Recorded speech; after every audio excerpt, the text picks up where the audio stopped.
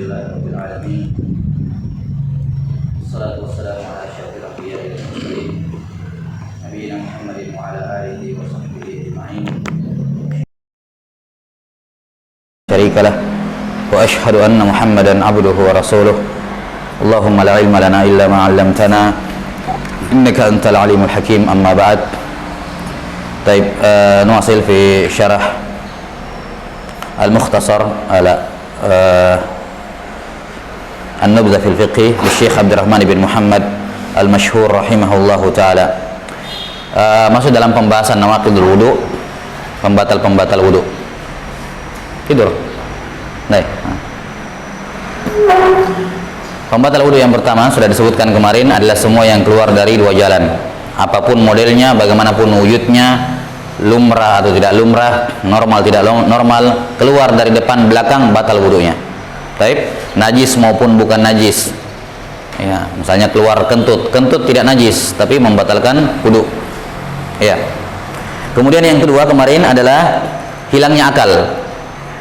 Gila, pingsan, ya, koma, tidur, mabuk. Ini semua membatalkan wudu. Membatalkan wudu. Hilangnya akal. Kecuali satu keadaan, yaitu kalau tidurnya sambil duduk tegak. Ya, memakin maq'adatahu, kata para ulama, maksud memakin maq'adatahu, kokoh duduknya, yaitu antara panggul dengan tempat duduknya tidak ada tajafi, tidak ada space di antaranya. Ya, rapat. Baik, sekarang pembatal wudu yang ketiga, lamsu, as-salisu talaqi basyaratai dzakarin wa unsa ajnabiyaini balagha hadda syahwah. Baik, bersentuhannya kulit laki-laki dengan perempuan, ya, yang tidak ada hubungan mahram di antara mereka, di mana keduanya sudah mencapai usia syahwat. Baik. Sekarang menyentuh membatalkan wudu, menyentuh laki-laki perempuan. Menyentuh bagaimana yang dimaksud? Ada beberapa persyaratan. Yang pertama, iltiqa,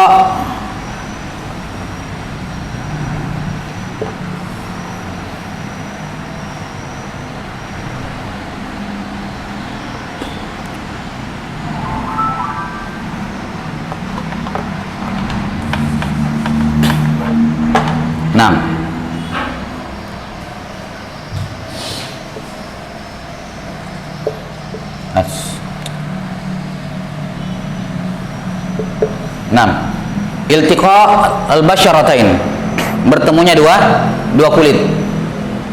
Jadi yang membatalkan wudu kalau ketemu kulit dengan kulit. Membatalkan wudu kalau bertemu kulit dengan kulit. Basyaratain, ini kulit dengan kulit.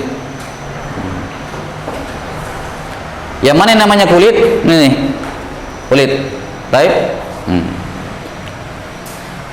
Yang mana yang bukan kulit? Yang bukan kulit, rambut, kuku, gigi. Ini bukan kulit. Kita sampai sini. Kalau laki-laki dengan perempuan, tangannya laki-laki dengan rambutnya perempuan, atau tangannya perempuan dengan rambutnya laki-laki, tidak membatalkan wudu. Karena rambut bukan kulit. Nah, sampai sini, rambut bukan kulit. Jadi syaratnya harus kulit dengan kulit. Perhatikan di sini kita bahas masalah batal wudu tidak batal atau tidak, ya. Ya. Ya, kalau bersentuhan kulit dengan kulit laki-laki perempuan bukan mahram, ya jelas berdosa. Kita tidak bahas itu di sini. Kita bahas apakah batal wudunya atau tidak. Ya, sampai sini batal wudunya atau tidak, itu yang kita bahas. Masalah berdosa, ya kalau bukan mahrammu kamu bersentuhan tanpa pelapis, ya berdosa. Kita sampai sini berdosa, haram. Cuman kalau masalah batal wudu atau tidak, kita katakan kalau bersentuhan kulit dengan kulit, iya batal. Tapi kalau bukan kulit, maka tidak batal. Seperti rambut bukan kulit. Ya, rambut dengan rambut, atau tangannya laki-laki dengan rambutnya perempuan, atau sebaliknya, tidak batal wudu. Demikian pula kuku, seandainya menyentuh kuku begini, kulit dengan kuku, tidak batal wudu. Karena kuku bukan kulit. Sudah sampai sini? Bukan kulit. Secara lughatan wa urfan juga bukan kulit. Ini syarat yang pertama. Jadi yang bertemu ini ba ya, afwan. Basyaratain, dua kulit, harus kulit dengan kulit. Yang kedua, bila hail. Syarat yang kedua, tidak boleh ada perantara, pelapis.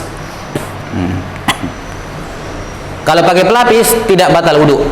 Misalnya kulit dengan kulit nih, ya, tapi ada baju, ya, ada baju yang melapisi atau kain yang melapisi, maka tidak batal wudu.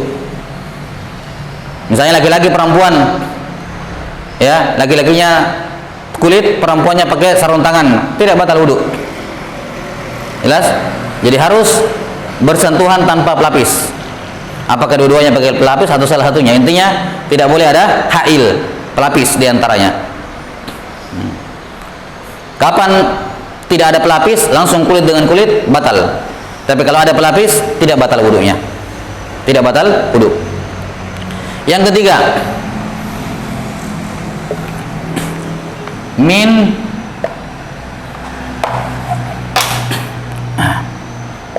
zakarin wa unsa. Persentuhan kulit terjadi antara laki-laki dengan perempuan, batal wudu. Laki-lakinya, perempuannya batal dua-duanya. Laki-lakinya, perempuannya batal dua-duanya. Sama-sama perempuan tidak batal. Perempuan dengan perempuan sentuhan tidak batal. Laki-laki dengan laki-laki sentuhan tidak batal. Dewasa maupun anak-anak. Dewasa maupun anak-anak. Sama-sama laki-laki, sama-sama perempuan tidak batal. Yang batal itu kalau beda jenis kelamin, zakar wa unsa, laki-laki dan perempuan.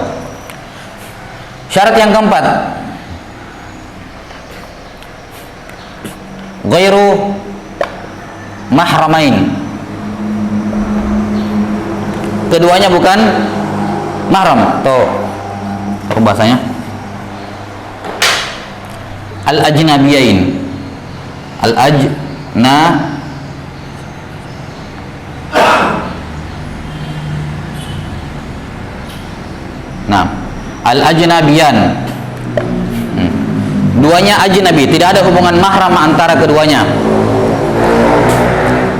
Artinya kalau laki-laki perempuan ini ada hubungan mahram, bersentuhan, tidak batal kulitnya, tidak batal wudunya. Ibu dengan anaknya, ibu dengan anak laki-lakinya, sentuhan habis wudu tidak batal. Kenapa? Karena mereka mahram. Anak perempuan dengan bapaknya habis wudu bersentuhan, tidak batal wudunya. Baik. Kalau dia bersentuhan dengan mahram, maka tidak batal wudu. Kalau bukan mahram, nah masuk ke sini, ajnabi. Seorang dengan laki-laki dengan ibu mertuanya mahram, tidak batal wudunya. Baik. Seorang ibu dengan anak laki-laki dari suaminya, suaminya duda punya anak, sentuh, ini juga tidak batal wudu. Jelas sampai sini? Jadi yang keempat adalah dua-duanya ajnabi, tidak ada hubungan mahram di antara keduanya. Ada berapa mahram? Ada berapa jumlah mahram? Hah? Ada berapa mahram? Swan? 18. Mahram ada 18. Apa sebab kemahraman? Ada berapa sebab mahram? Sebabnya dulu. 3. Yang pertama, nasab. Yang kedua, radha'ah. Yang ketiga, al-musahara, pernikahan. Jadi sebab mahram, sebab kemahraman ada 3. Yang pertama karena nasab, pertalian darah, hubungan darah. Yang kedua susuan, dan yang ketiga apa tadi? Pernikahan. Aturannya, rumusnya 774. 7 mahram karena nasab, 7 mahram karena radha, susuan, dan 4 mahram karena apa? Pernikahan. Jadi totalnya berapa? 18 mahram. Yani ini usul mahar 18 ya, bisa berkembang. Jumlahnya sih banyak. Jumlah banyak. Baik, nanti kita bahas itu. Intinya jadi sebab mahram ada 3 ya. Yang pertama adalah an-nasab. Nasab.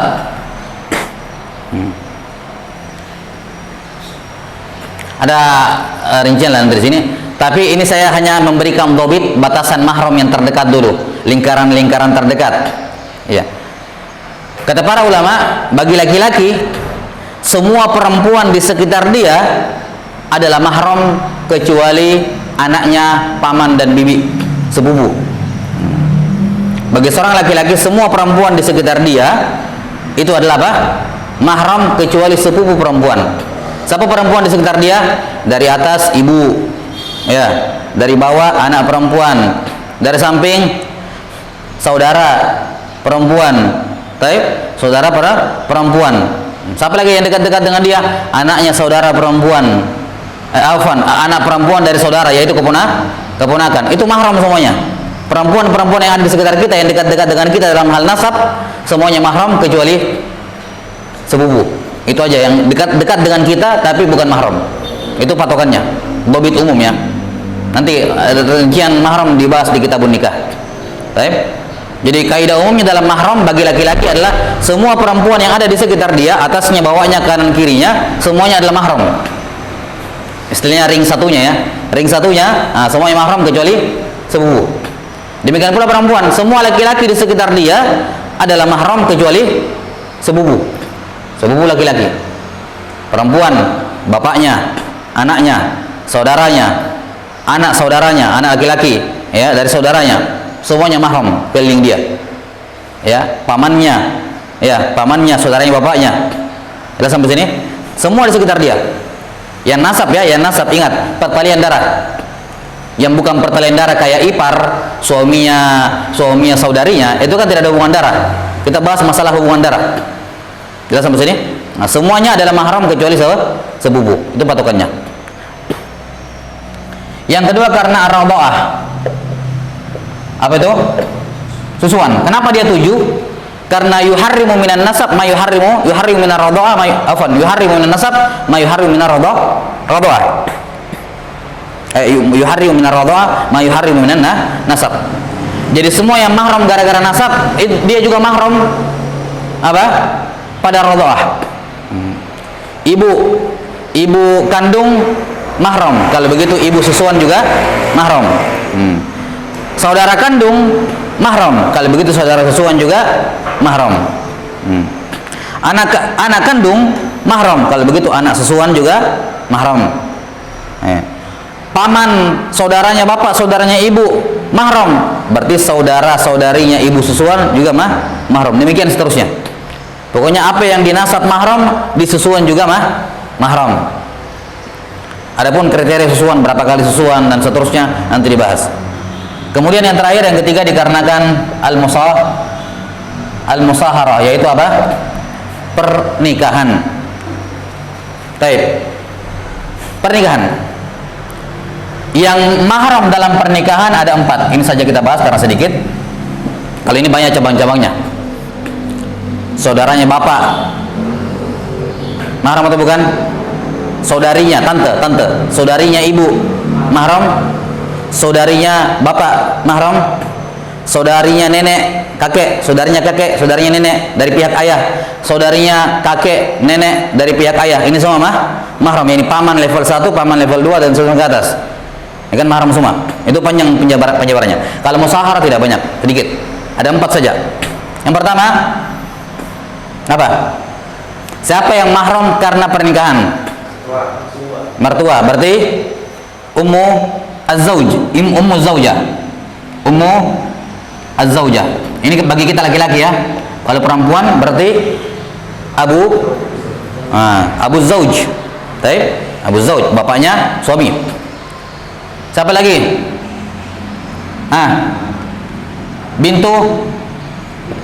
Bintu zauj. Anaknya istri. Yani kalau kita menikah dengan janda, dia punya anak. Baik, dia punya anak. Anak tiri, kalau kita bilang anak tiri, mahram. Mahram. Jelas sampai sini? Yang ketiga,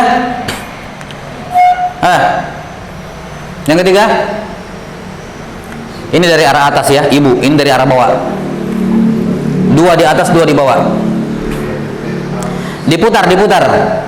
Diputar gimana? Berarti apa? Nah, kalau ini ibunya istri, berarti kalau diputar, Hah? Bapaknya? Bapaknya suami? Ya itu kan bagi perempuan. Maksudnya saya. Baik. Ibu, istri, mertua. Berarti bagi mertua apa namanya? Menantu. Apa itu menantu? Putri dari anak laki-laki. Itu tidak? Afwan. Istri dari anak. Iya, istri dari anak laki-laki. Berarti apa? Zaujatul ibn. Baik, istri dari anak laki-laki, menantu. Tinggal diputar. Ya, sampai sini. Nah, sekarang ini anaknya suami. Anaknya suami, ibu tiri kan? Anak tiri. Sekarang diputar.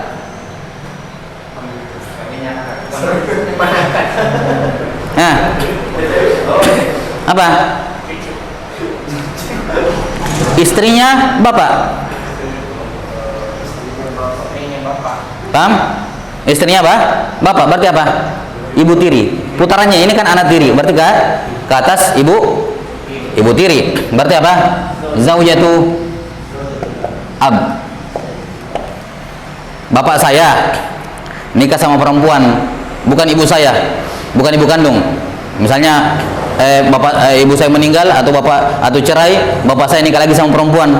Ini ibu apa saya? Ibu tiri saya. Itu mahram bagi saya. Ya, sampai sini mahram bagi saya. Jadi gampang, tinggal diputar saja. Dua dihafal, duanya lagi kebalikan. Ya, jadi dari dua sudut pandang berbeda. Dua dipandang dari atas, dua dipandang dari bawah. Cara menghafalnya begitu, termudah. Baik. Nah, sekarang kita lihat ini 7, ini 4. Berapa mahram? 18. Ini usulnya aja ya. Usul mahram 18. Kalau dia dikembangkan banyak. Karena kan tidak disebut di sini nenek, cuma disebut ibu ke atas gitu. Ke atas itu nenek, ya. Ibunya bapak, ibunya ibu, kan gitu. Kalau mau dikembangkan banyak. Ini usul maharim 18. Baik, pertanyaannya, istri mahram atau bukan? Hah? Istri mahram atau bukan? Bukan mahram. Tidak masuk 18. Karena itulah bersentuhan dengan istri membatalkan wudu. Ya, sampai sini, karena dia bukan mahram. Ya, mana buktinya bukan mahram ya? Karena kamu boleh nikahi. Mahram itu perempuan yang tidak boleh dinikahi. Baik, mahram itu perempuan yang tidak boleh dinikahi selama-lamanya. Karena istri kita bukan mahram, makanya boleh kita nikahi dari awal. Seandainya dia mahram, tidak boleh dinikahi. Istri hanya menjadi sebab lahirnya musyawarah, tapi dia sendiri bukan mahram. Yani ibu mertua asalnya bukan mahram saya, tapi ketika saya nikah dengan anaknya, dia menjadi mahram saya. Jadi istri ini bukan mahram, tapi dia menjadi sebab 4 orang ini menjadi mahram. Pernikahan maksud saya. Sudah sampai sini? Karena itulah bersentuhan dengan istri, ya, kulit dengan kulit tanpa perantara membatalkan wudu. Membatalkan wudu. Nah, syarat yang terakhir, yang kelima. Baik, kalau begitu boleh nggak suami istri pergi safar sama suaminya? Boleh. Kenapa boleh? Padahal bukan mahram. Ya? Bukan mahram. Mahram? Mahram maksud di mana di sini? Hah? Iya. Mahram ini istilah yang memiliki makna berbeda tergantung pembahasannya. Di babun nikah sama bab wudu seperti ini, istri suami bukan mahram. Tapi di babus safar, tentang safar haji, di babul haj, ketika dibahas syarat perempuan, di antara persyaratan perempuan pergi haji, safar dan seterusnya, itu adalah harus ada mahram. Nah, mahram itu di situ apa? Suami masuk di dalamnya. Ya, suami masuk di dalamnya. Jadi bedakan mahram pada bab ini sama bab itu berbeda. Jelas? Syarat yang kelima adalah balagha. Apa disebutkan itu? Balagha hadda syahwah. Bertemu keduanya, si laki-laki sama si perempuan sudah mencapai usia yang orang normal sudah punya hasrat, sudah punya kecenderungan kepadanya. Sebagian ulama mengatakan perempuan sudah berusia 9 tahun atau biar belum balik. Jadi biar belum balik, kalau sudah berusia 9 tahun si anak perempuan bersentuhan dengan laki-laki dewasa, batal wudunya. Dua-duanya. Si anak perempuannya sama si laki-lakinya. Demikian pula sebaliknya. Tapi kalau masih anak-anak 7 tahun sudah wudu, bersentuhan, tidak batal wudu. Jelas? Tidak batal wudu. Nah. Jadi dua-duanya yang menyentuh sama yang disentuh apa? Harus sudah sampai pada taraf ada syahwat padanya gitu. Normalnya kurang lebih 9 tahun. 9 tahun pada perempuan, dikarenakan haid paling cepat pada perempuan 9 tahun. Maka sebagian mengatakan perempuan itu balagha hadd syahwat pada usia 9 tahun. Laki-laki saya lupa apakah 10 atau kurang lebih sama lah. Ya, saya lupa sekarang berapa. Baik. Kapan terkumpul 5 syarat baru batal wudunya? Yang menyentuh sama yang disentuh dua-duanya batal. Yang menyentuh dan yang disentuh dua-duanya apa? Dua-duanya batal. Laki-lakinya, perempuannya batal. Taib. Dalilnya adalah firman Allah Subhanahu wa taala dalam Al-Qur'an, "Aula mastumun nisa." Atau kalian menyentuh perempuan. Au jaa ahadum minkum minal ghaib aula mastumun nisa, atau kalian menyentuh perempuan. Al-lamas di sini mengandung dua makna. Satu makna hakiki, yaitu bersentuhan kulit dengan kulit, dan satu makna majaz, yaitu berhubungan suami istri. Berhubungan suami istri juga makna lamas, tapi makna majaz. Ya, sampai sini. Dan hukum asal kita memahami Quran dengan makna hakiki, bukan dengan makna majaz. Itu alasan yang pertama. Alasan yang kedua, bahwa para sahabat memang khilaf dalam menafsirkan lamastumun nisa di sini. Sebagian sahabat mengatakan lamastumun nisa adalah menyentuh kulit dengan kulit, dan ini pendapat jumhur ulama. Sebagian mengatakan menafsirkan sentuhan di sini adalah berhubungan suami istri, dan ini pendapat Imam Abu Hanifah. Ini termasuk mufradat mazhabnya Imam Abu Hanifah. Yani Abu Hanifah dari 4 mazhab cuma beliau yang berpendapat bahwa di situ bermakna jima, berhubungan suami istri. Adapun 3 imam yang lain menafsirkan dengan makna hakikinya, yaitu apa? Berhubungan kulit dengan kulit, bersentuhan kulit dengan kulit. Dan salah satu usul mazhab Syafi'i dalam usul fikih, bahwa ketika ada ayat para sahabat berbeda menafsirkannya, maka Syafi'i rahimahullah kembali kepada makna zahir ayat tersebut. Jelas sampai sini? Ada ayat, ada 2 pendapat di kalangan sahabat, satu menafsirkan dengan makna ini, satu menafsirkan dengan makna ini, maka Syafi'i rahimahullah menempuh jalan kembali atau menguatkan pendapat sahabat yang sesuai dengan zahir ayat. Dan zahir ayat sentuh adalah kulit dengan kulit, bukan berhubungan suami istri. Jelas sampai sini? Maka ini dalil yang tegas menunjukkan bahwa sentuhan ya dengan persyaratan, 5 persyaratan ini semua ada dalilnya masing-masing. Kenapa harus ini ada semua, tapi secara umum dari ayat itu istimbatnya. Jelas sampai sini? Istimbat mereka dari ayat itu. Lihat bagaimana kejeniusan mereka mengambil 5 persyaratan ini dari ayat. Dari kata lamas saja gitu. Baik, ala kulli hal, ini 5 persyaratan, nanti terpenuhi 5-5-nya baru batal. Kalau tidak, maka tidak batal. Adapun hadis yang mengatakan Nabi SAW pernah berwudu kemudian mencium Aisyah radhiyallahu anha, setelah itu pergi salat tanpa wudu, ini hadis yang dhaif, dhaifkan oleh Imam Al-Bukhari rahimahullahu taala dan selainnya. Nah, kata Imam Syafi'i rahimahullah, seandainya hadisnya sahih, saya akan berpendapat dengannya. Yani saya tidak akan mengatakan batal wudu. Tapi sayang hadisnya apa? Dhaif. Ya, sebagaimana dikemukakan oleh Al-Baihaqi rahimahullahu taala. Baik, ini selesai pembatal wudu yang ketiga, yaitu bertemunya basyaratai, kulit laki-laki perempuan ajnabiyain, tidak ada hubungan mahram, dan apa? Balagha hadda syahwah. 6. Balagha hadda syahwah pada perempuan kurang lebih 9 tahun. Kemudian pembatal wudu yang keempat, yang terakhir, massu farjil adami au duburihi bi batnil kaffi awil asabi'. Menyentuh kubul. Kubul itu di depan, kemaluan di depan. Al-adami, manusia. Au duburihi, atau duburnya di belakang. Disentuh dengan apa? Bi batnil kaf. Perhatikan ini, batnil kaf, bagian dalam telapak tangan dan bagian dalam jari jemari. Baik.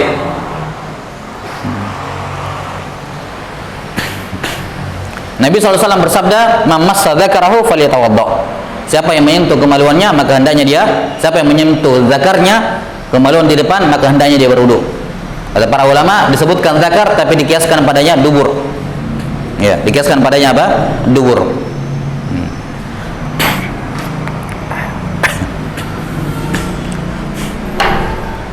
Nah, sekarang perhatikan, ini kita bahas saja ya. Bagian mana dari kemaluan yang kalau disentuh membatalkan wudu? Dalam hadis dikatakan zakar.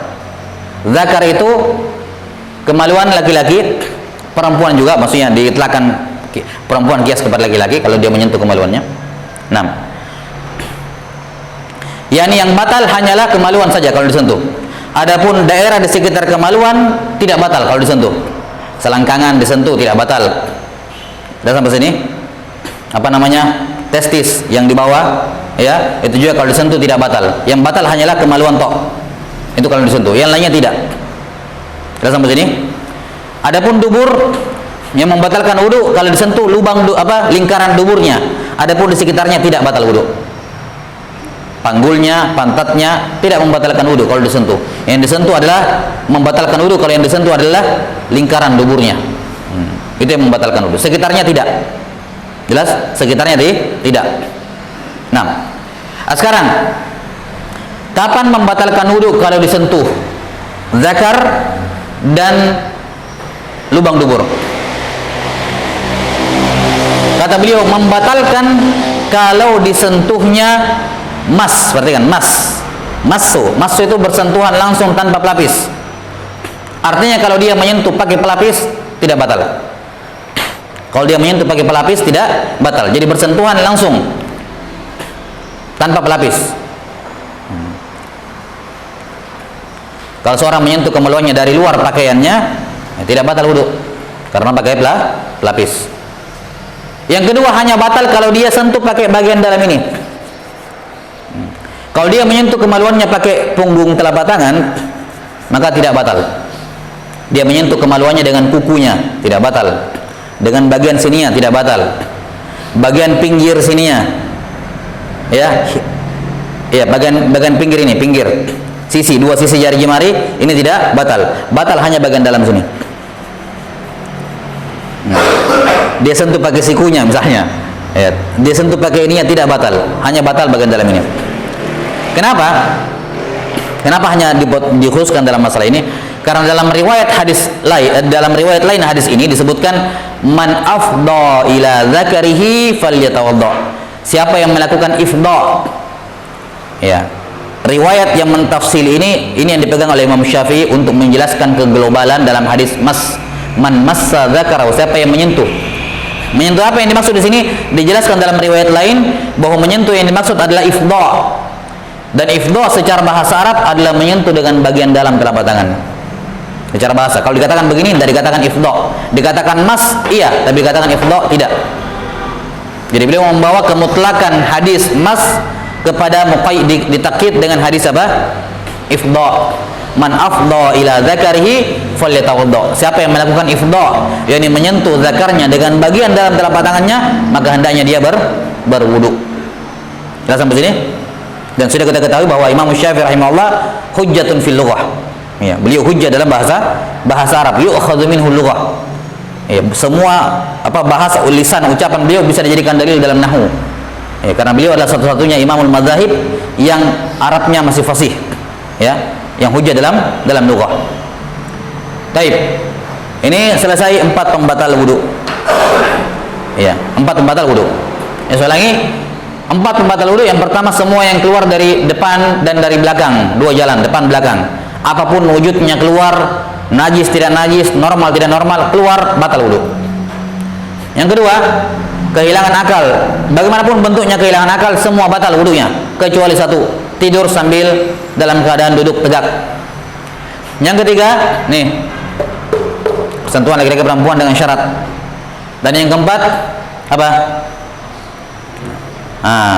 Menyentuh kubul dan dubur dengan bagian dalam telapak tangan, batal wudunya. 4. Selain daripada ini bukan pembatal wudu dalam mazhab Syafi'iyah. Bekam tidak batal wudu. Makan daging onta tidak batal wudu. Sampai sini tidak batal wudu. Semua selain dari 4 ini tidak membatalkan wudu dalam mazhab Imam Syafi'i rahimahullah. Baik, sebentar.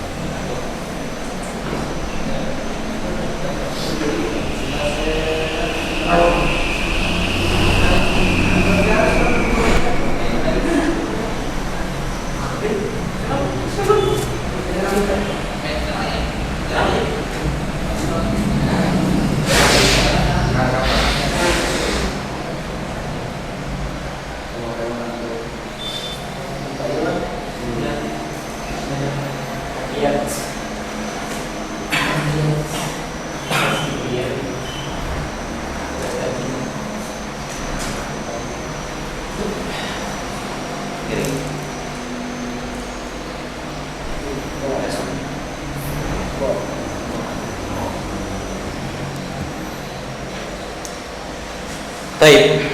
Sekarang pindah ke pembahasan berikutnya.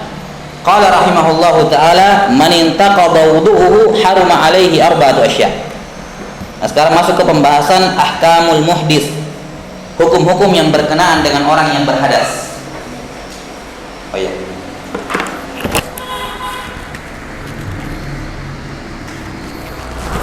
Hukum yang berlaku bagi orang yang hadas. Hadas itu ada berapa kemarin? Kita sebut kemarin ada berapa? Hadas besar dan hadas kecil. Hadas besar mewajibkan mandi, hadas kecil mewajibkan wudu. 6. Secara istilah ulama, istilah di kitab-kitab para ulama, kalau mereka mengatakan hadas, maka itu mahmul kepada hadas kecil, diarahkan kepada mana hadas kecil. Yani mereka kalau mengitlakkan kata hadas, maka maksudnya hadas kecil, bukan hadas besar. Kalau mereka memaksudkan hadas besar, mereka akan sebutkan hadasul akbar, mereka akan sebutkan begitu. Tapi kalau diitlakkan kata al hadas, maka maksudnya hadas kecil. Demikian pula kalau mereka mengatakan ahkamul muhdits, hukum orang yang berhadas, maka maksudnya apa? Hukum orang yang berhadas kecil. Jadi al-muhdits diitlakkan untuk yang berhadas kecil, bukan yang berhadas besar.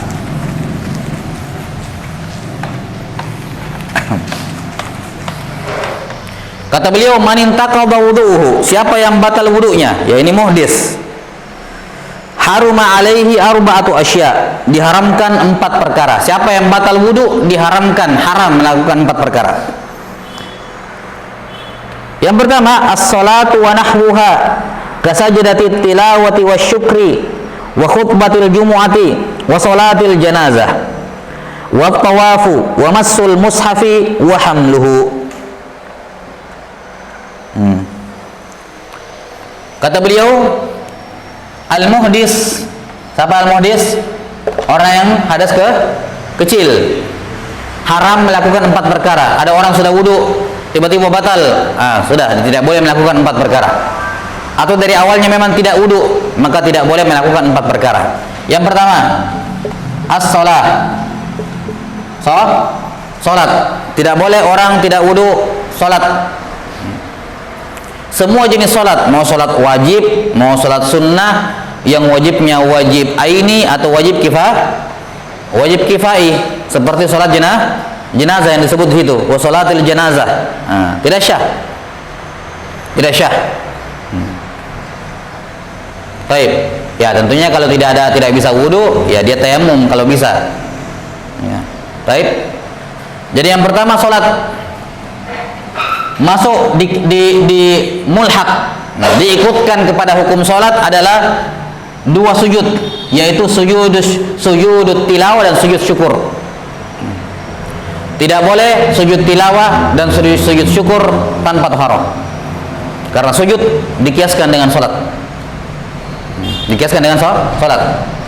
Dan termasuk kesalahan dalam sujud tilawah dengan sujud syukur adalah sujud tanpa wudu, tanpa menghadap kiblat. Dan ini kesepakatan di kalangan a'immatil arba'ah, tidak syah sujud tilawah dan sujud syukur kalau tidak menghadap kiblat dan tidak taharah.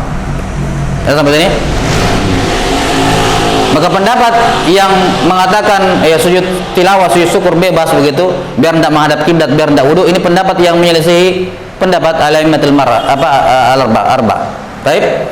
6. Jadi sujud, baca ayat Al-Quran, tiba-tiba lewat ayat tilawah, ayat sujud, maka tidak boleh dia sujud kalau tidak wudu. Dan kalau dia tidak sedang menghadap kiblat, maka dia menghadap kiblat dulu. Jelas? Kemudian takbir Allahu Akbar. Takbir Allahu Akbar, bukan langsung sujud begitu saja. Jelas? Kemudian sujud syukur juga sama. Dapat kabar gembira atau dia mendapatkan kenikmatan, dia mau sujud syukur, kalau kamu tidak wudu jangan sujud syukur. Pergi wudu dulu, menghadap kiblat, takbir, sujud syukur. Kemudian khutbatil Jumat. Khutbah Jumat hukumnya diikutkan dengan apa? Diikutkan dengan sholat. Tidak syah khutbah Jumat dalam keadaan tidak wudu. Tidak syah khutbah Jumat tanpa wudu. Dalam mazhab Syafi'iyah, semua zikir boleh tidak wudu. Dalam mazhab Syafi'iyah, semua zikir boleh dalam keadaan tidak wudhu kecuali satu, khutbah Jumat. Khutbah Jumat adalah satu-satunya zikir yang diwajibkan padanya taharah. Kalau lain mau mengaji biar tidak wudhu, dari hafalannya dia mengaji, tidak masalah. Mau berzikir pagi petang tidak wudhu, bebas. Semua zikir boleh dibaca tanpa wudhu kecuali satu, khutbah Jumat. Khutbah Jumat adalah satu-satunya zikir yang harus pakai wudhu. Jelas? Harus pakai taharah. Karena itu kalau sementara khutbah Jumat tiba-tiba kentut, dia harus turun, tidak boleh lanjutkan khutbahnya. Turun, wudhu, balik lagi. Jelas sampai sini? Balik lagi. Paham? Ini dan dia mengulangi khutbah, bukan melanjutkan khutbah, mengulangi khutbah dari awal. Karena kita akan terangkan nanti di pembahasan rukun khutbah harus mualah, beriringan. Nanti kita bahas insyaallah taala di pada tempatnya. Jadi khutbah Jumat harus taharah. Ini larangan yang pertama. Bagi orang yang tidak wudu, kata beliau, larangan yang pertama salat dan yang semisalnya, seperti sujud tilawah, syukur, sujud syukur, wa khutbatil jumu'ah, khutbah Jumat, wa salatil janazah, salat jenazah. Tidak boleh. Jelas sabda Nabi SAW, la tuqbalu salatun bi ghairi tahur. Tidak diterima salat tanpa taharah. Yang kedua, yang dilarang at-tawaf. Tawaf, tidak boleh orang yang tidak berwudu tawaf. Mau tawaf yang sunnah seperti tawaf kudum, tawaf rukun, tawaf ifadah, atau tawaf wajib seperti tawaf wada. Semua jenis tawaf tidak boleh, tidak syah tanpa wudu. Karena tawaf bil bait mislus shalah, kata Nabi SAW. Tawaf di Ka'bah seperti salat. Hanya saja Allah membolehkan apa? Kalam padanya. Boleh berbicara ketika tawaf, tidak seperti salat. Karena itu kalau ada orang tawaf, ya, ada orang tawaf keliling, di putaran ketiga batal wudunya. Di putaran ketiga batal wudunya.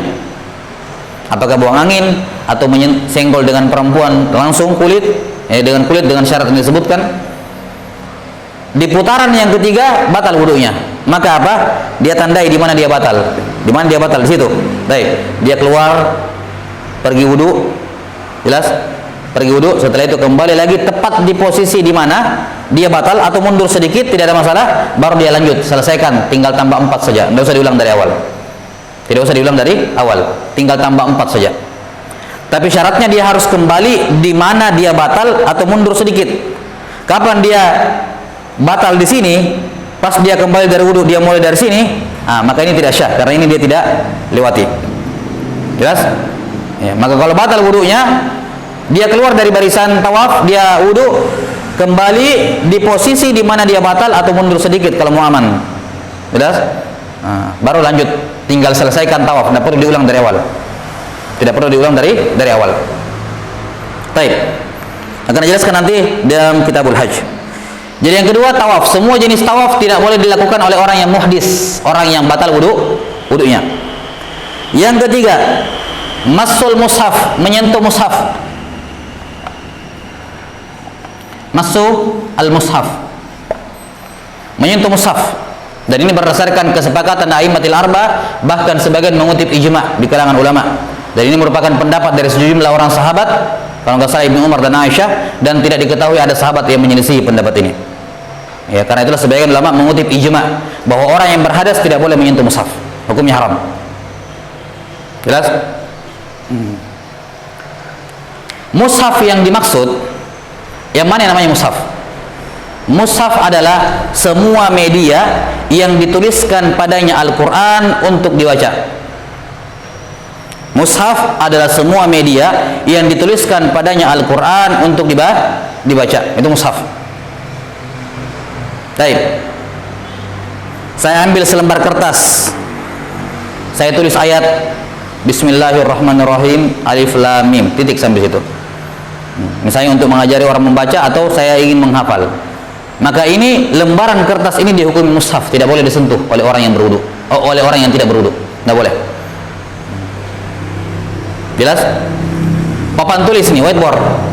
Seorang guru ngaji mengajar Al-Quran. Dia tulis Al-Quran di sini dengan tujuan dibaca. maka ketika dia berwudu dia tidak boleh menyentuh mushaf ini. Tidak boleh menyentuh Al-Quran, lembaran ini. Apapun medianya, mau dituliskan di tulang korma, tulang onta, pelepah korma, dituliskan ayat di situ untuk dibaca, maka hukumnya mushaf. Tidak perlu 30 juz, tidak perlu 1 juz, bahkan walaupun 1 ayat dalam Al-Quran sengaja ditulis untuk dihafal, seperti anak-anak di zaman dulu ya, sampai zaman sekarang di Afrika, mereka menghafal Quran kan ditulis di papan atau di batu, itu dihukumi apa? Mushaf. Jadi mushaf patokannya adalah semua media, tentunya medianya yang bertahan ya. Ini kalau kita tulis dia tetap di situ. Kalau di air sama di udara kan tidak bertahan, tidak ada. Jadi mushaf adalah semua media, mau kertas, mau kayu, mau batu, apapun bahannya, dituliskan di situ ayat Quran, walaupun cuma 1 ayat, dituliskan di situ Al-Quran untuk dibaca, maka itu hukumnya mushaf. Jelas sampai sini? Baik. Allah Ta'ala berfirman, innahu laqur'anun karim fi kitabim maknun la yamassuhu illal mutahharun tanzilun min rabbil alamin. Jelas? Ayat ini dalam suratul Waqiah dari awal sampai akhir itu berbicara tentang Al-Quran. Innahu laqur'anun karim, ya, itu adalah Al-Quran fi kitabim maknun. Al-Quran itu dalam Lauhul Mahfuz. La yamassuhu illal mutahharun, tidak ada yang boleh menyentuhnya kecuali yang disucikan. Tanzilum min rabbil alamin, turun dari Ar-Rahman, ya, Rabbil alamin. Yang turun Al-Quran, bukan Lauhul Mahfuz. Maka perhatikan, ayat ini tentang Quran, ini tentang Quran, ini tentang Quran. Di tengah-tengahnya tidak ada yang menyentuhnya kecuali suci. Baik, dari sisi munasabatul ayat, di sini tidak mungkin Lauhul Mahfuz. Orang ini Al-Quran, di sini pasti Al-Quran juga. Jelas? Dari sisi siyak konteksnya, yang dimaksud dengan la yamassuhu kembali kepada Al-Quran, karena 4 ayat ini berbicara tentang Quran. Walaupun sebagian ulama mengatakan hu di sini kembali kepada domir, hu kembali kepada yang terdekat. Betul, ada juga kaidah seperti itu. Domir kata yang terdekat adalah fi kitabim maknun, yaitu Lauhul Mahfuz. Cuman konteks ayat siaknya lebih kuat di sini, bahwa ini ayat berbicara tentang apa? Al-Quran. Jelas? Maka tidak boleh ada yang menyentuh Quran kecuali al-mutahharun, orang yang disucikan. Kemudian kata Imam Syafi'i rahimahullah, kalaupun anggaplah kita katakan itu malaikat, anggaplah yang dimaksud di situ malaikat, tidak boleh ada yang menyentuh Lauhul Mahfuz kecuali malaikat. Baik, kita katakan Lauhul Mahfuz itu makhluk. Kalau Lauhul Mahfuz yang makhluk saja tidak boleh disentuh oleh malaikat, bagaimana lagi Al-Quran yang merupakan kalamullah ghairu makhluk? Lebih tidak boleh lagi. Ini lebih sakral Al-Quran dibandingkan Lauhul Mahfuz. Lauhul Mahfuz bagaimanapun hebatnya dia makhluk. Al-Quran ghairu makhluk. Jelas? Maka kalau Lauhul Mahfuz tidak boleh disentuh kecuali malaikat yang suci, apalagi Quran. Jelas? Tidak boleh disentuh oleh orang yang tidak berhak, oleh orang yang tidak berwudu. Paham sampai sini? Ya. Ini apa namanya, kata Imam Syafi'i rahimahullah. Dan makna ini dipertegas dalam riwayat hadis yang masyhur, yang hadisnya ini masyhur, berisi tentang apa? Surat Nabi SAW kepada sahabat Hakim bin Hizam, la yamassul Qur'ana illa tahir, tidak ada yang menyentuh Quran kecuali orang yang suci. Maka hadis ini jelas menafsirkan ayat itu. Paham? Nah, karena itulah sepakat sebagian mengutip ijma di kalangan ulama, dan pendapat yang membolehkan orang yang tidak berwudu menyentuh Quran ini pendapat yang syadz, ya, pendapat yang syadz, yukhalifu, sebagian bahkan mengutip ijma. Tidak diketahui ada yang berpendapat dengan itu di kalangan sahabat. Jelas? Allahu ta'ala alam bisawab. Jadi larangan yang ketiga bagi orang tidak berwudu menyentuh mushaf, tidak boleh. Sebagian fuqaha atau para fuqaha mengatakan dikasih keringanan bagi anak kecil yang belum balik tapi sudah mumayyiz untuk menyentuh mushaf dalam keadaan tidak berwudu, kalau untuk dipelajari.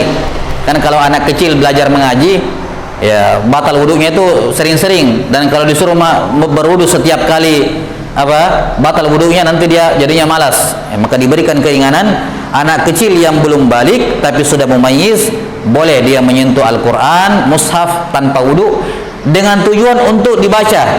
Ya, artinya kalau bukan dalam mata pelajarannya, bukan sedang membaca Quran, tidak boleh anak kecil juga menyentuh. Ya, tapi kalau sedang belajar Quran, maka anak kecil yang mumayyiz, ingat sudah mumayyiz, tapi belum balik. Kalau sudah balik sudah kena hukum, haram, tidak boleh.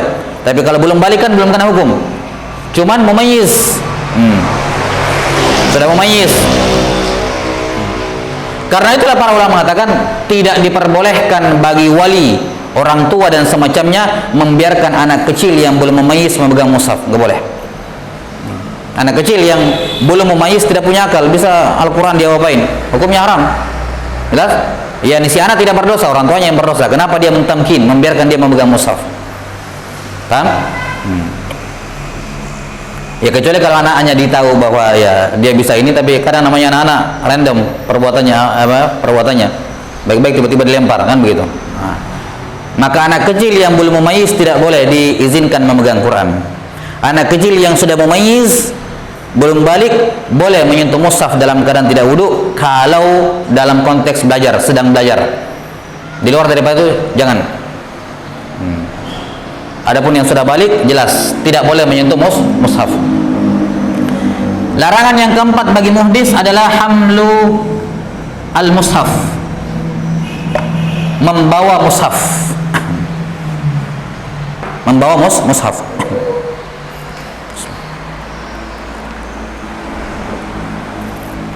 Sebelumnya, menyentuh di sini beda dengan menyentuh dalam pembahasan wudu tadi, pembatal wudu. Menyentuh mushaf ini tidak boleh, mau pakai pelapis mau tidak pakai pelapis tidak boleh. Ini mushaf, oh saya tidak wudu, saya ambil tisu, saya pakai begini, sama tidak boleh. Jelas? Atau ini mushaf, ada resletingnya, saya angkat resletingnya, nggak boleh. Itu dianggap menyentuh. Ya, dipegang sampulnya, tidak boleh. Kenapa kita katakan dalam pembatal wudu menyentuh itu dipersyaratkan tidak boleh pakai perantara? Ya, tadi kalau menyentuhnya pakai pelapis batal wudu atau tidak? Tidak batal. Tapi di pembahasan Al-Quran dalam masalah muhdis kita katakan walaupun pakai pelapis tetap tidak boleh menyentuh Quran. Kenapa dibedakan? Dikarenakan Dikarenakan perbedaan ilat. Bahwa ilat menyentuh dalam bab pembatal wudu adalah syahwah. Dan normalnya syahwah hanya ada kalau bersentuhan langsung. Kalau pakai kulit tidak ada syahwah. Itu ilatnya. Karena itulah dibedakan antara menyentuh langsung dengan pakai perantara. Kalau langsung batal, kalau pakai perantara tidak batal, pakai pelapis. Sementara dalam Al-Quran ilatnya bukan syahwat, ilatnya adalah ta'zim, pengagungan terhadap Quran, penghormatan kepada Quran. Dan kalau kamu menyentuh mushaf tanpa wudu, mau pakai pelapis mau tidak sama saja tidak mengagungkan. Makanya tidak dibedakan antara pakai pelapis atau tidak, sama-sama tidak boleh. Paham? Kecuali tentunya ada uzur darurat ya. Darurat misalnya saya membaca Quran tiba-tiba buang angin. Ini kan pas buang angin masih kesentuh, ya sudah ditaruh. Saya pergi wudu. Atau misalnya dapat mushaf di tengah jalan. Oh, ini kalau enggak saya tidak wudu ini. Ini kalau tidak diambil segera bakal diinjak bapak, diambil, pegang, diamankan, ditaruh di tempat yang aman atau di mana sampai mushafnya aman. Atau kalau dia tinggal di luar bisa dicuri sama orang, udah dibawa masuk ke kamar mandi. Ini uzur semua, tidak ada masalah. Kalau memang uzurnya kayak tadi ya. Baik, sekarang yang keempat, larangan bagi orang yang tidak wudu adalah larangan membawa mushaf. Membawa mushaf itu dikantongi, ditaruh di tas, ya. Dikantongi, ditaruh di tas, apalagi dibawa di kantong kresek, kantong plastik. Tidak boleh membawa mushaf. Baik, ini juga pendapat A'immatul Arba'ah. Kenapa? Karena membawa mushaf lebih parah dibandingkan menyentuh. Menyentuh kan cuma gendok. Ini kamu bawa terus sama kamu. Jadi kiasnya kias aulawiyah. Ini kalau menyentuh mushaf saya tidak boleh, apalagi membawanya.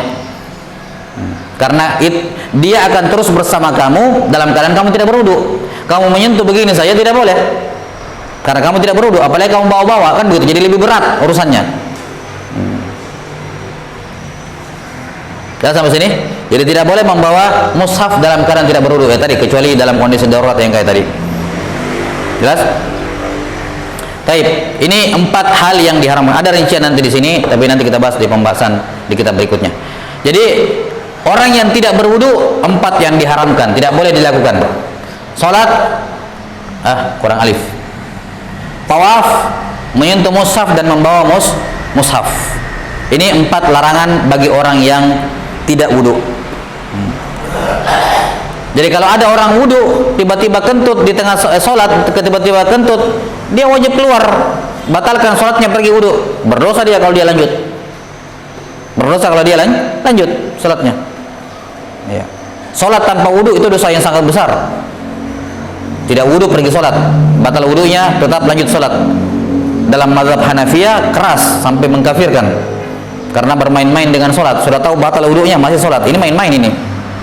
Mempermainkan agama, bisa mengkafirkan keluar dari Islam dalam mazhabnya Imam Abu Hanifah. Tapi dalam pendapat jumhur tidak, itu dosa besar. Tidak sampai mengkafirkan, tapi dosa besar. Kecuali memang niatnya mau mempermainkan, ya, itu jelas. Taib, ini 4 larangan pada orang yang muhdis. Apa itu muhdis?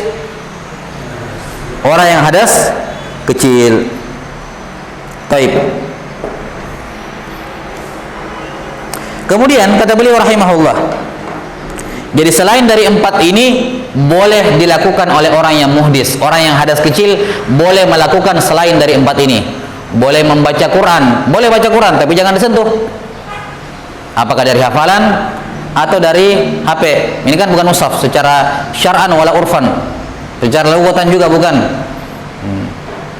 Jelas? Atau dia pakai mushaf yang ada terjemahannya, di mana terjemahannya lebih banyak dibandingkan Al-Qur'annya. Ya, atau dibaca buku tafsir yang mana tafsirnya lebih banyak dibandingkan apa? Al-Qur'annya. Ini dibolehkan karena bukan mushaf. Baik. Jadi membaca Quran bagi orang yang tidak berwudu boleh. Yang penting jangan menyentuh Qurannya. Kemudian berzikir bagi orang yang tidak wudu boleh, tidak ada masalah. Masuk masjid, tidur di masjid boleh. Puasa boleh. Baik. Hanya 4 larangan ini, 4 perkara ini yang dilarang bagi orang yang tidak berwudu. Sekarang selanjutnya kata beliau rahimahullahu taala, wa yazidu bil hadatsil akbar isnan. Sekarang untuk al-junub. Junub itu yang hadas besar, yakni yang keluar mani. Keluar mani baik karena berhubungan suami istri atau bukan, pokoknya keluar mani, itu junub. Larangan pada junub ada 6, yakni 4 yang ini wayazidu ditambah, wayazidu bil hadasil, wayazidul hadasul akbar isnan. Ditambah untuk hadas akbar tambah 2. Jadi berapa? 6. Jadi 4 ini juga diharamkan bagi orang junub. Orang junub selama belum mandi tidak boleh sholat, tidak boleh tawaf, tidak boleh menyentuh mushaf, tidak boleh membawa mushaf karena hadasnya lebih besar, kan gitu. Orang hadas kecil saja tidak boleh, apalagi yang besar. Cuman untuk junub ada 2 tambahan dilarang. Kita jadikan ini yang kelima, ya, 5. Jadi 4, 5. Kata beliau, apa itu 2 tambahan? Al-muqsu fil masjid wa qira'atul Qur'ani biqasdihi. Yang kelima, al-lubsu fil masjid. Berdiam di masjid. Ini jelas, orang junub tidak boleh di masjid. Allah Ta'ala berfirman, "Wala taqrabus salata wa antum sukara hatta ta'lamu ma taqulun." Wala junuban, tidak boleh junub mendekati salat. Ya. Para ulama mengatakan jangan dekati salat, yakni jangan mendekati tempat salat. Tafsirannya. Jangan mendekati salat, yakni jangan mendekati tempat salat dalam keadaan kamu mabuk. Dan juga jangan mendekati tempat salat dalam keadaan kamu junub. Illa abiri sabil, kecuali sekedar berlalu. Hatta taghtasilu, sampai mandi. Apa itu berdiam dalam masjid? Berdiam dalam masjid itu masuk masjid, diam begini, biar sebentar, sudah dianggap lubus. Paham? Jadi tidak mesti dia duduk. Dia masuk masjid nih, masuk pintu masjid, terus dia berdiri begini. Biar sebentar sudah lubus. Tidak boleh orang junub berdiam dalam masjid. Biar cuma 5 detik dia berdiri. tetap masuk dalam kategori lubus, al-lubs tuh. Taib, nggak boleh. Apalagi duduk, apalagi baring, nggak boleh. Yang dibolehkan hanya abiri sabil, numpang lewat. Apa itu numpang lewat? Kata para ulama, masuk dari satu pintu langsung pergi ke pintu yang kedua, keluar. Ya ini misalnya potong kompas. Kalau dia mau mutari masjid jauh, ya diangkat sendalnya lewat. Boleh kalau begitu.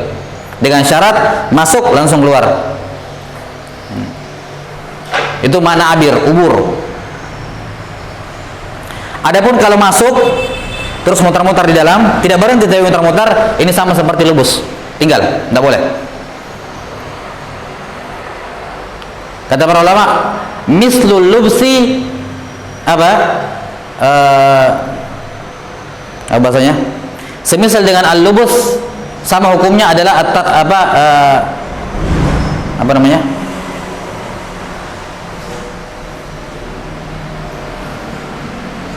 Saya lupa apa istilahnya, Pak. Mutar-mutar di dalam, mundar-mandir. Mundar-mandir. Jadi walaupun tidak diam, tapi dia mundar-mandir dalam masjid, ini dianggap lubus. Karena itulah orang junub tidak boleh memasuki masjid yang cuma punya satu pintu. Tidak boleh. Tidak boleh memasuki masjid yang cuma satu pintunya. Kenapa? Karena kalau dia masuk ke sana, mau keluar pasti ke situ lagi, mutar namanya. Itu namanya lubus. Sudah dianggap berdiam. Dia hanya boleh masuk masjid kalau masjidnya punya dua pintu, itu pun dia masuk langsung keluar, tidak boleh tinggal di tengah-tengah, langsung keluar. Itu boleh, itu namanya abiri sabil, lewat tok. Kalau ada orang i'tikaf atau tidur di masjid, tiba-tiba dia junub, wajib dia keluar saat itu juga, pergi mandi. Tidak boleh dia tinggal di masjid dalam keadaan dia junub. Santri misalnya tinggal di masjid, ya, bermalam di masjid, atau orang i'tikaf, tiba-tiba mimpi basah, kapan dia tahu? Bangun langsung keluar masjid pergi mandi. Tidak boleh dia tinggal di masjid dalam keadaan junub. Jelas? Tidak boleh dia tinggal dalam masjid dalam keadaan junub. Dia wajib keluar saat itu juga pergi mandi. 6. Yang keenam, apa yang keenam? Bacakan.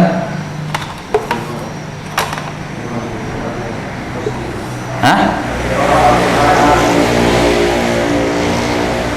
Siapa? Qiraatul Quran biqasdihi. Yang keenam bagi orang junub adalah yang dilarang adalah qiraatul Quran. Qiraatul Quran biqasdihi.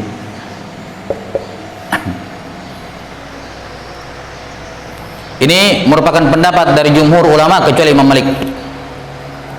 Ya. Afwan. Anda Aimatul Arba sepakat dengan ini. Nanti khilaf di masalah haid. Di masalah haid. Nah, ini semua pendapat Aimatul Arba sepakat. Tinggal di masjid tidak boleh. Bagi orang junub, membaca Quran orang junub tidak boleh. Kalau hadas kecil boleh, hadas besar tidak boleh. Kapan dia junub? Tidak boleh baca Al-Quran sampai dia mandi. Orang junub tidak boleh membaca Quran kecuali setelah dia mandi. Syaratnya kalau dia membaca Al-Quran biqasdil Quran, yakni dia memaksudkan bahwa yang dia baca itu apa? Al-Quran. Kalau dia meniatkan membaca Quran bukan sebagai Quran, maka boleh. Bagaimana maksudnya? Membaca Quran tapi bukan niat Quran. Misalnya zikir tapi di dalam zikir itu ada Quran. Misalnya dia junub kemudian mau safar, belum mandi dia, safar. Apa zikir ketika mau safar? Mengucapkan takbir 3 kali, Allahu Akbar, Allahu Akbar, Allahu Akbar, kemudian subhanalladzi sakhkhara lana hadza wa ma kunna lahu muqrinin wa inna ila rabbina lamunqalibun, Allahumma inni as'aluka fi safarina hadzal birra wat taqwa, sampai akhir zikir. Di awal doa ada ayat subhanalladzi sakhkhara lana hadza. Ini ayat Al-Quran. Nah, orang junub ketika mau safar dia baca ini ayat dengan niat bahwa ini zikir safar, tidak ada masalah. Bukan sebagai Al-Quran. Lain kalau saya baca ini ayat karena dengan niat ini Al-Quran, ini tidak boleh. Jelas? Dalilnya apa? Wa innamal likulli imri'in ma nawa. Setiap orang mendapatkan apa yang dia niatkan. Saya membaca ayat ini tapi niat saya bukan Quran, ini zikir pergi, zikir safar, ya sudah, kamu mendapatkan hukum itu. Tidak ada masalah. Ada orang junub mau tidur, baca ayat kursi. Orang junub mau tidur baca ayat kursi. Boleh enggak? Kita katakan kalau kamu baca ayat kursi dengan niat itu zikir sebelum tidur, boleh. Kan diantara zikir sebelum tidur kan baca ayat kursi ya.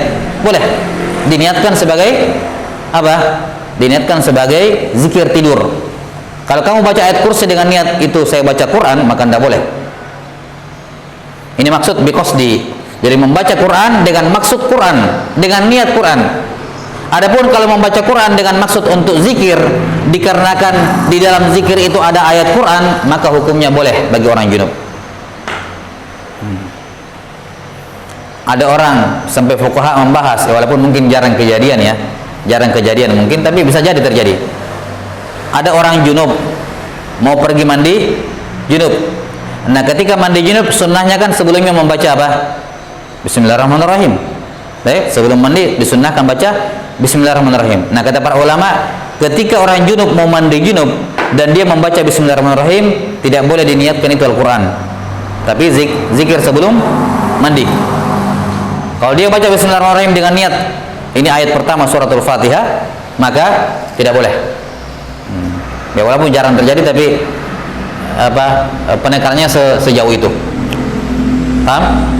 Nah, ini 6 larangan pada orang junub. 4 ini ditambah 2. Ditambah 2. Jadi orang yang junub tidak boleh sholat, tidak boleh tawaf, tidak boleh menyentuh mushaf, tidak boleh membawa mushaf, tidak boleh tinggal berdiam di masjid, dan tidak boleh membaca Quran dengan niat Quran.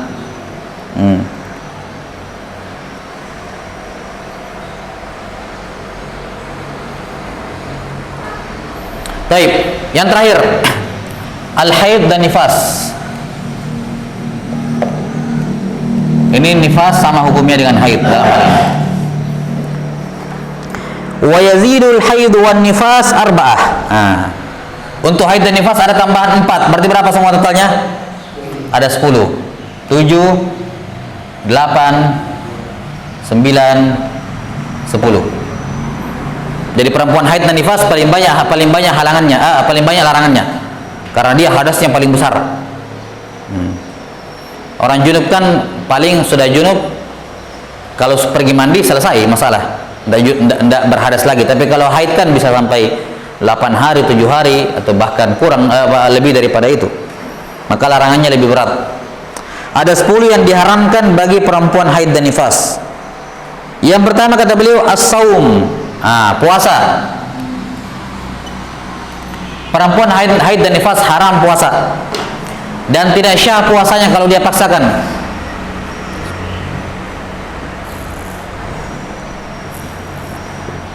Perempuan haid dan nifas haram puasa dan tidak syah puasanya. Namun tentunya wajib membayar qada kalau sudah suci. Di luar Ramadan dia wajib mengqada. Mau puasa wajib, mau puasa sunnah, terserah ya, apapun itu, maka jenis puasanya maksud saya, maka puasanya tidak syah dan dia berdosa. Yang kedua, talak. Talak. Suami mentalak istrinya tanpa ada apa? Tanpa ada ganti rugi. Itu namanya talak. Kalau ada ganti rugi namanya khulu. Namanya apa? Khulu. Kata suami, saya ceraikan kamu, saya talak kamu. Talak 1. Ini namanya talak. Kalau si istri bilang, kamu ceraikan saya, kata suaminya, saya ceraikan kamu dengan syarat kamu kembalikan mahar saya. Kata si istri, deal, sepakat. Maka ini namanya khulu, bukan talak. Yes? Bukan talak. Talak tanpa iwak, tanpa ganti rugi, itu namanya talak. Talak pakai iwak, ganti rugi, namanya khulu. Yang tidak boleh talak, bukan khulu. Jelas? Yang tidak boleh pada perempuan haid dan nifas ada apa? Tidak boleh bagi perempuan haid adalah apa? At-talaq.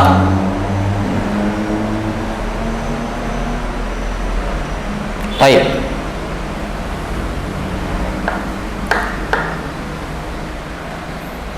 perempuan nifas, boleh nggak ditalak? Hah?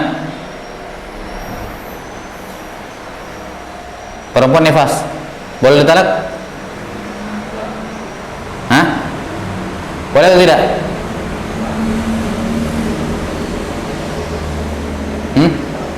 Nggak boleh? Kenapa nggak boleh?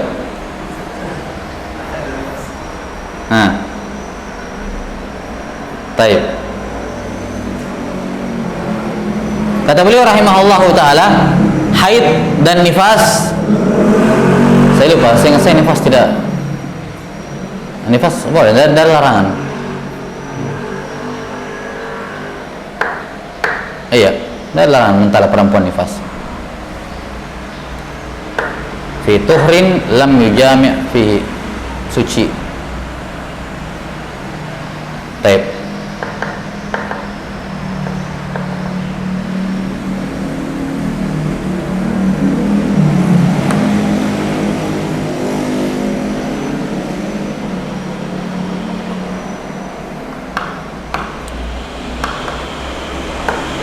Saya ingat saya, Allah alam, saya hanya haid, nifas tidak ada larangan tentang itu. Ini termasuk satu dari beberapa perbedaan antara haid dan nifas. Jadi haid dan nifas secara umum hukumnya sama kecuali pada beberapa perkara, empat keadaan kalau nggak salah. Di antaranya perbedaannya bahwa haid itu tanda balik, tapi nifas bukan tanda balik. Jadi ada perbedaan. Yang secara umum sama hukumnya, tapi ada beberapa perbedaan. Baik. Perempuan haid tidak boleh ditalak. Namanya talak bid'i, talak bid'ah. Mentalak dalam keadaan haid itu talak bid'i. Yani si suami berdosa kalau mentalak istrinya dalam keadaan haid. Namun masalah jatuh tidak jatuh, ya jatuh, tetap jatuh talak satu. Dia hanya berdosa, tapi talaknya tetap jatuh. Jadi talaknya syah, jatuh talak satu, tapi dia berdosa. Baik, ini larangan yang kedua. Adapun kalau sedang haid, istrinya sedang haid, dia bilang istrinya, kamu ceraikan saya. Kata suami, oke, kamu bayar sekian. Kata istri, iya saya akan bayar. Maka ini syah dan tidak berdosa. Karena itu bukan talak, itu khulu namanya. Baik, jadi yang dilarang dalam keadaan haid hanyalah talak, bukan khulu. Yani kalau si istri minta diceraikan atau suami mau menceraikan dengan ganti rugi tertentu, apakah mengembalikan mahar atau yang semacamnya, dan disetujui, maka itu talak yang dibenarkan, tidak berdosa dan jatuh. Taib. Yang ketiga, al-istimta'u bima baina surrati war rukbah. Al-istimta'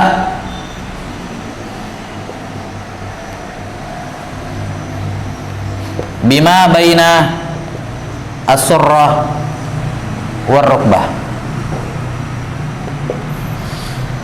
Bermesraan antara pusar dengan lutut. Tidak boleh suami bermesraan dengan istrinya pada area antara pusar dengan lutut dalam keadaan haid. Tidak boleh. Kecuali pakai pelapis. Kecuali pakai pelapis. Nggak boleh.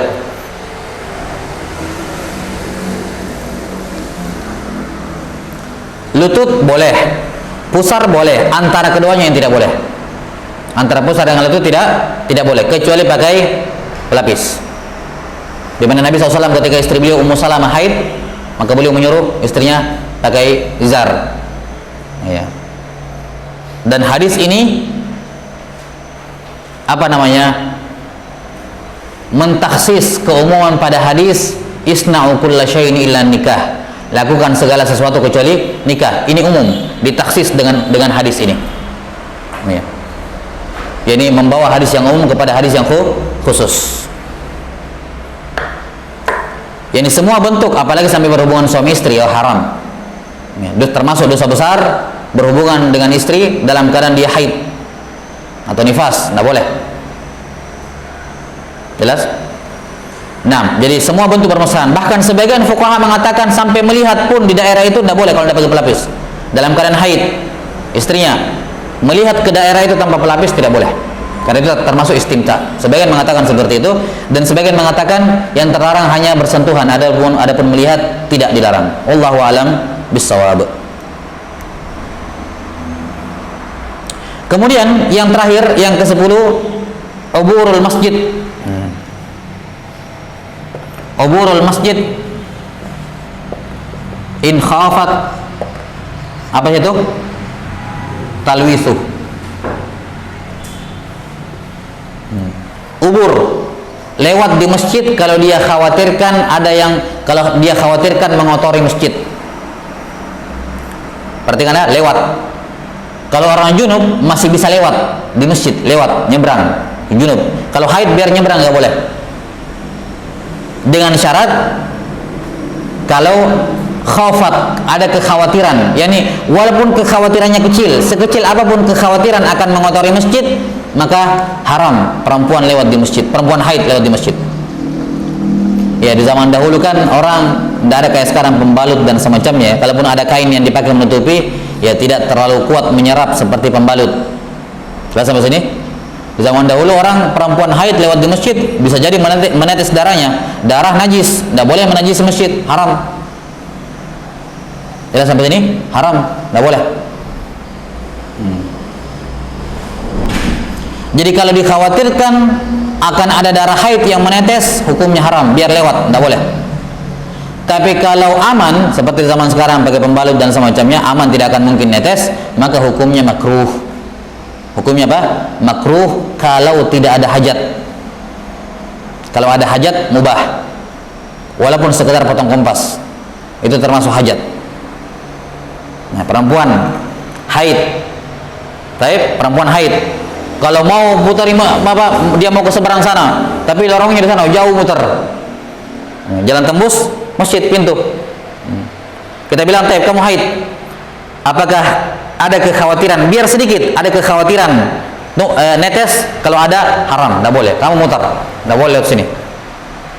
Kalau dibilang enggak ada kekhawatiran, aman, tidak akan mungkin menetes, kita katakan karena ada hajat, mutar boleh.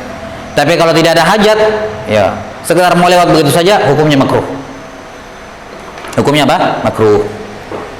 Sudah ya? Ini 10 larangan bagi perempuan haid dan nifas. Perhatikan di sini. Dikiaskan kepadanya semua orang yang bisa mengotori masjid tidak boleh lewat di masjid, apalagi tinggal. Misalnya orang sedang mimisan, lagi mimisan keluarnya, tidak boleh lewat masjid, bisa jatuh masjid. Darah najis. Jelas ya? Ada orang yang keluar terus kencingnya, salasil baul atau istihadhah, tidak boleh di masjid. Kalau dikhawatirkan akan netes, sekecil apapun kekhawatiran tersebut, hukumnya sama kayak tadi.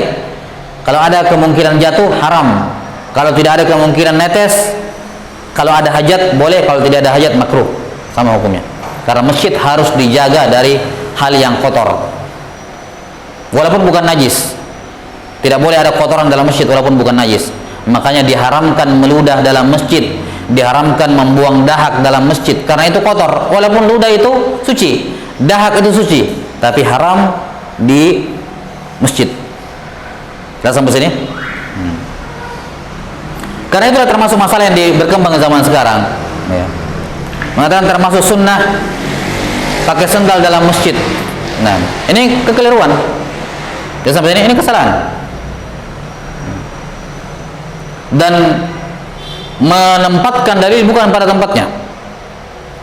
Sudah sampai sini? Mentakhrij masalah kontemporer kepada masalah fikih itu bukan perkara yang ringan, karena dia betul-betul harus mengetahui maqasidus syariah.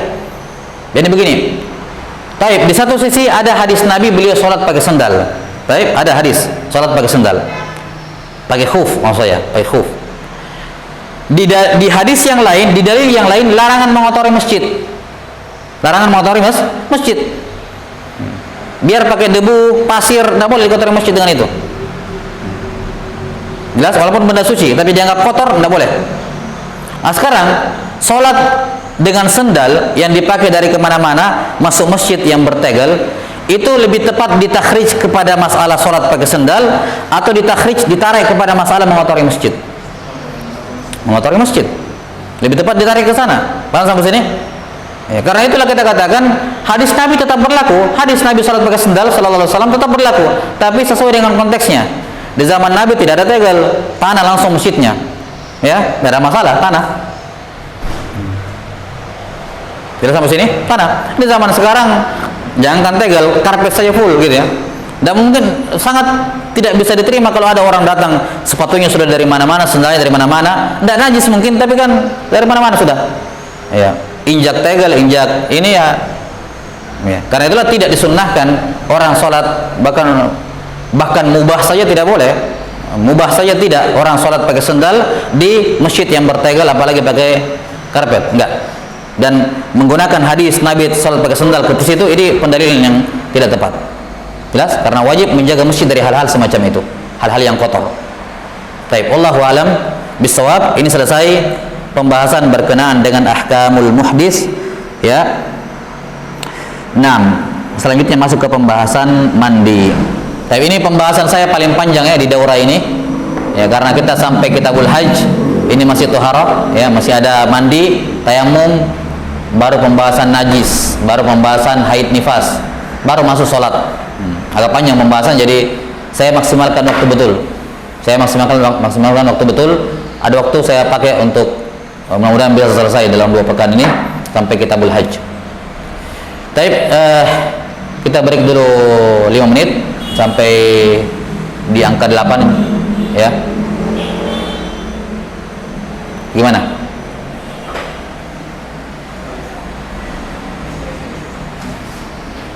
Ya. Masya Allah. Kita istirahat dulu. Sudah masuk ke pembahasan mandi junub.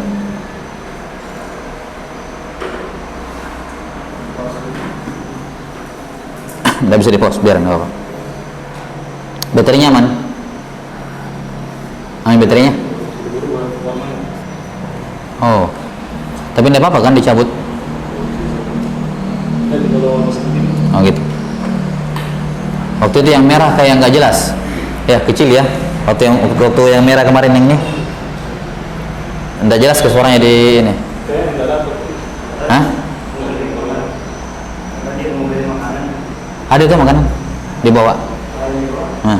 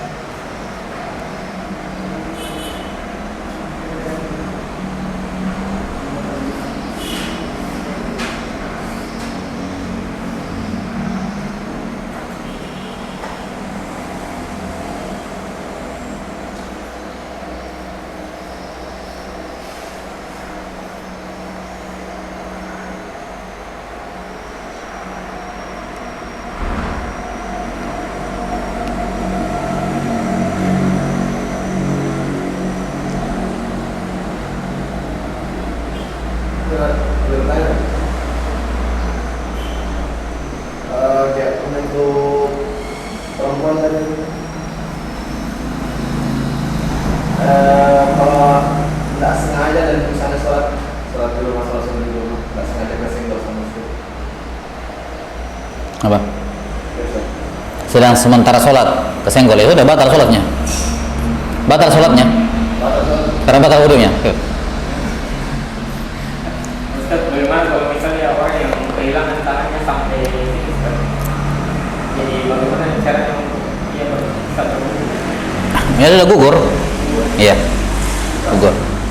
Ya, sebagian mengatakan ya disunnahkan diusap-usap sini aja. Tapi tidak ada, sebenarnya tidak ada kewajiban karena sudah gugur. Sampai sini saya terpotong sudah gugur.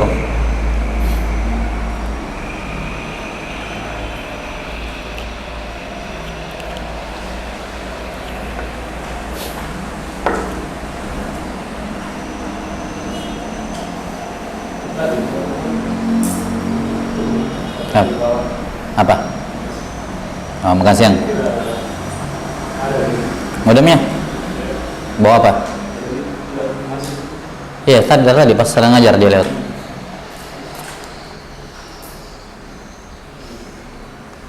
Jadi kalau misalnya orang yang haid atau nifas bisa baca Quran dari haid dan nifas tidak boleh membaca Quran.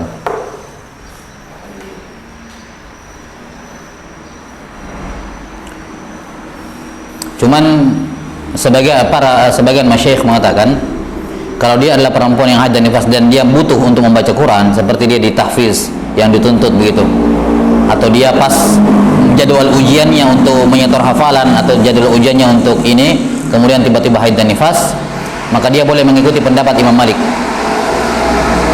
Ya. Imam Malik mengatakan boleh perempuan haid dan nifas baca Quran, tapi tetap tidak boleh menyentuh mushaf. Kalau menyentuh mushaf sepakat tidak boleh. Ya. Imam Malik hanya bolehkan membaca Quran, itu pun pada haid dan nifas tok. Adapun junub tetap tidak boleh. Kata Imam Malik karena haid dan nifas kan lama, 7 hari, 8 hari. Ya. Beda dengan junub dia bisa langsung angkat saat itu juga, bebas.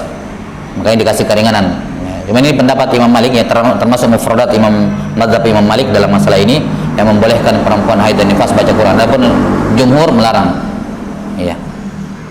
Tapi tadi bagi yang seperti tadi kondisinya santriwati atau ujian Quran pas haid, maka tidak bisa digeser jadwalnya, misalnya dia bisa bertaklid kepada mazhab Imam Malik dalam hal ini.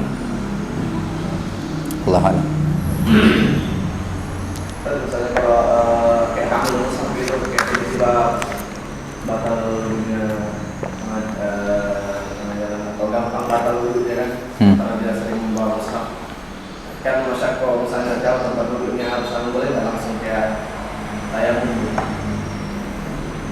sudah masyarakat gitu untuk agak jauh, cuma nggak kekhawatiran kayak hilang mushafnya apa. Ya, tidak masalah kalau saat itu dia tayamum dulu, ya kemudian pergi berwudu. Tidak masalah. Biasanya kalau gampang batal wudhunya kan, terus wudhu lagi atau di mobil misalnya kan, batas apakah di sini ada keinginan untuk Di mobil apa maksudnya? Di mobil umum begitu? ya misalnya seperti itu. Iya kan, tidak mungkin ditaruh di luar mushafnya. Itu min babi darurat sudah dibawa. Kalau saya mau dibaca, Hah? Ya dikeluarkan dari kantong, taruh di dashboard mobil atau di mana. Tidak boleh di tubuhnya, di pakaiannya.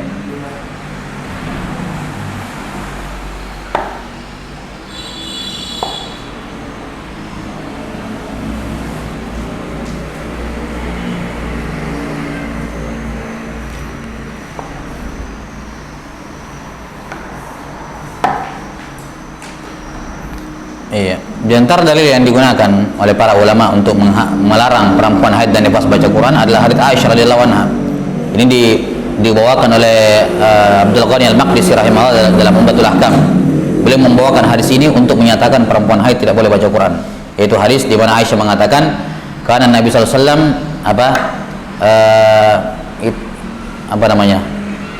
ittaja fi hijri, kalau nggak salah hadisnya apa? Berbaring di pangkuanku, fayaqra'ul Quran wa ana haid, kata Aisyah. Maka beliau pun membaca Quran dalam keadaan saya haid. Ini banyak yang salah paham dengan pendalilan beliau rahimahullah. Sebagian yang mensyarah Umdatul Ahkam mengatakan hadis ini dibawakan oleh penulis untuk menunjukkan bolehnya bersentuhan dengan perempuan haid, bolehnya bermuamal dengan mereka, dan bolehnya membaca Quran dengan wanita haid. membolehnya membaca Quran di dekat perempuan haid. Ya, itu bukan itu pendalilannya. Penulis membawakan hadis itu dalam Umdatul Ahkam untuk menguatkan mazhab beliau Hanabilah, yaitu perempuan haid tidak boleh membaca Quran. Ya, yani kira-kira apa tujuannya Aisyah mengatakan Nabi berbaring di pangkuanku baca Quran dan saya haid? Kira-kira apa tujuannya? Ngapain kamu sebutkan kamu haid atau tidak? Yani untuk menafikan, untuk menetapkan bahwa perempuan haid dilarang baca Quran.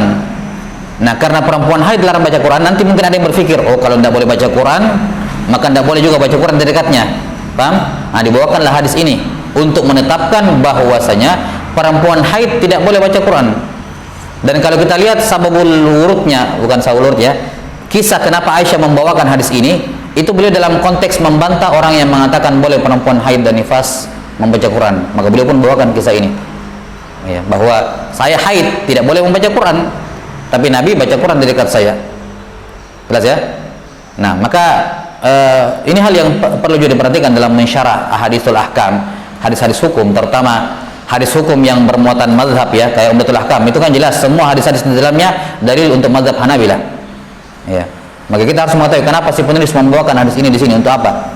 Bukan seenak kita bahwa kandungan dari hadis ini adalah ini itu, tanpa menyinggung maunya penulis membawakan hadis itu apa. Ini hal yang penting diperhatikan. Dan ada beberapa hadis yang disalahpahami dalam Umdatul Ahkam. Dia berpikir bahwa penulis membawakan ini untuk itu, padahal bukan. Gitu. Tapi Allah alim shawab. Sekarang kita lanjut. Kalau nifas tadi ada sebelum nifas banyak sama nifas Apa? masalah nifas Samakan dalam apa? sama haid, maksudnya nggak boleh nifas. Tidak boleh ditalak? Kalau nifas, kalau Iya.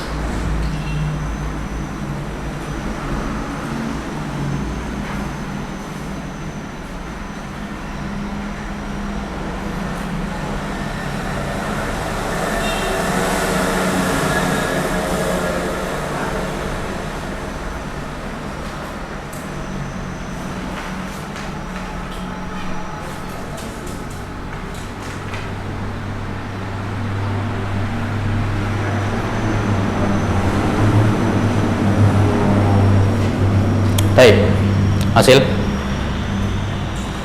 iya, saya sudah.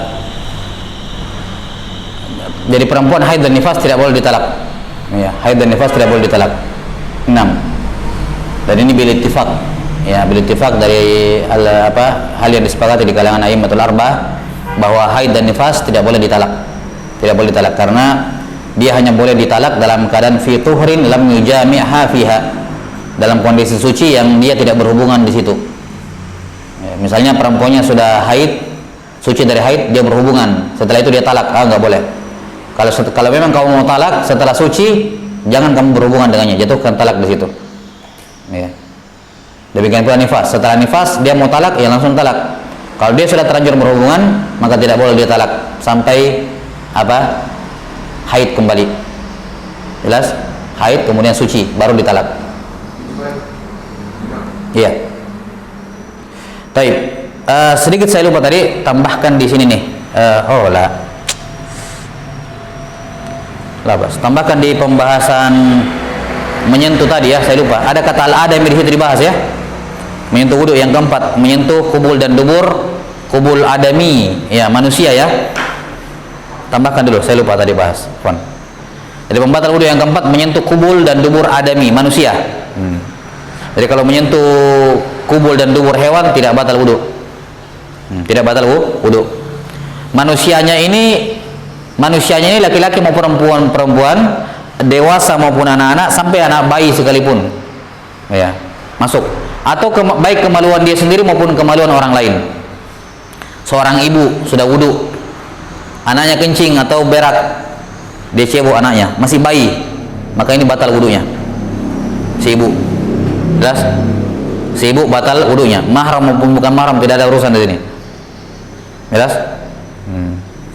Seorang ibu sudah wudu, dia pergi cebok anaknya, sentuh kemaluan anaknya, hatta walaupun masih bayi, batal wudunya.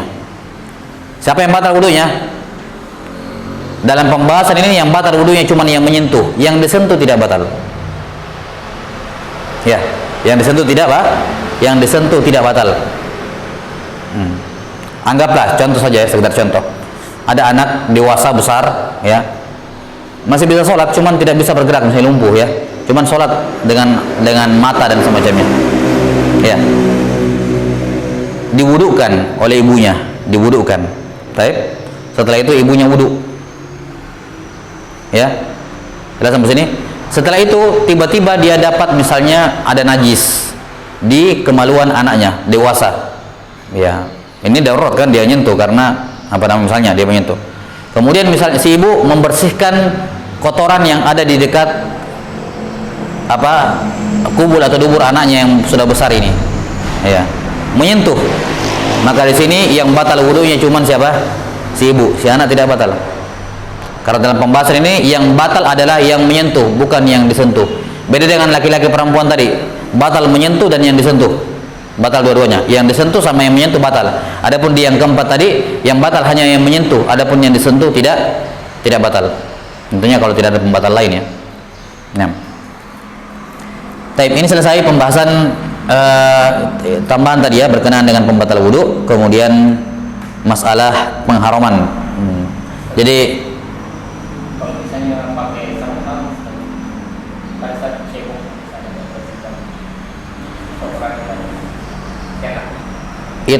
sudah kita sebutkan tadi, kalau pakai pelapis tidak batal. Kalau pakai pelapis tidak batal. Kalau bersentuhan langsung ya, bersentuhan langsung batal. Baik. Jadi untuk orang yang muhdis ada 4 larangan, untuk orang junub ada 6 larangan, dan haid dan nifas ada 10 larangan. Termasuk di dalamnya tambahannya di sini puasa, talak. Talak sebenarnya bukan diharamkannya pada si perempuan haid, si suami yang diharamkan ya. Yang lainnya kan 9 hukum yang lain tertuju pada dianya. Adapun talak tertuju pada suaminya, tapi berhubungan dengannya. Baik, jadi tidak boleh puasa bagi perempuan haid dan nifas, dan tidak syah, wajib mengqadha. Tidak boleh mentalak perempuan haid dan nifas karena tidak dalam keadaan tuhur. Keduanya tidak dalam keadaan tuhur, suci.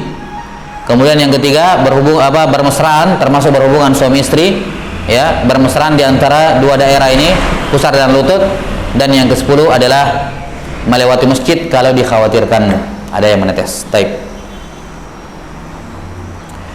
Kemudian kata beliau rahimahullahu taala, kita tambah sedikit. Kata beliau rahimahullahu taala, al-ghusl, mujibatul ghusl, hal-hal yang mewajibkan mandi.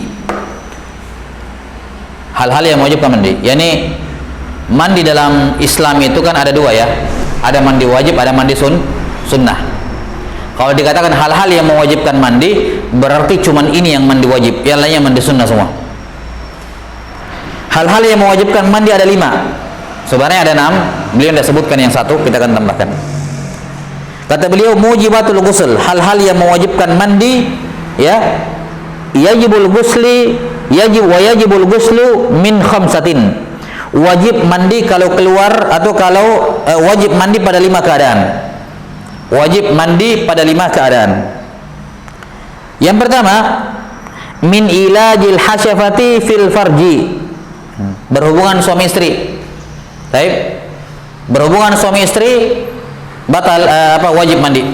Baik keluar mani maupun tidak. Kapan terjadi penetrasi maka batal wajib mandi. Baik. Besok kita bahas di sini ya. Cuman Ustadz doang yang sudah menikah ini jadi. Sama pasal mana? Berdua. Ya, intinya berhubungan suami istri wajib mandi. Udah, itu aja. Yang kedua, wa min khurujil mani. Keluar mani. Keluar mani wajib mandi. Keluar mani wajib mandi. Baik. Misalnya tidur kemudian mimpi. Bukan ngompol ya, kalau ngompol ya kencing tidak wajib mandi. Dicuci saya siram baru pergi berwudu. Ya, mandinya pun mandi biasa. Tapi kalau dia mimpi berhubungan suami istri, kemudian keluar mani di bawah, mimpi basah orang bilang, maka wajib mandi. Dan itu menjadi tanda seorang itu balik. Anak laki-laki, anak perempuan kalau mimpi tidur kemudian keluar mani sudah balik. Sudah balik, sudah terkena hukum-hukum syariat. Sudah. Kemudian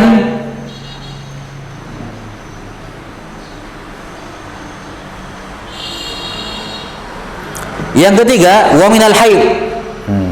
Haid dan nifas maksudnya. Wa minal haid wan nifas. Ini dihukum satu. Setelah darah haid berhenti keluar, darah nifas berhenti keluar, maka wajib mandi. Wajib mandi. Dan yang terakhir wal wiladah, setelah melahirkan. Setelah melahirkan juga wajib mandi.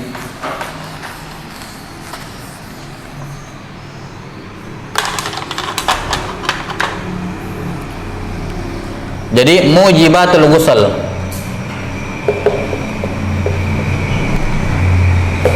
Hal-hal yang mewajibkan mandi terbagi dua. Ada yang lirrajul,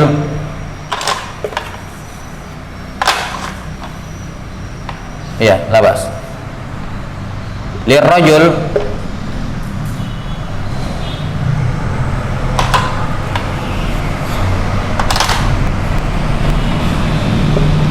lidzakari wal unsa,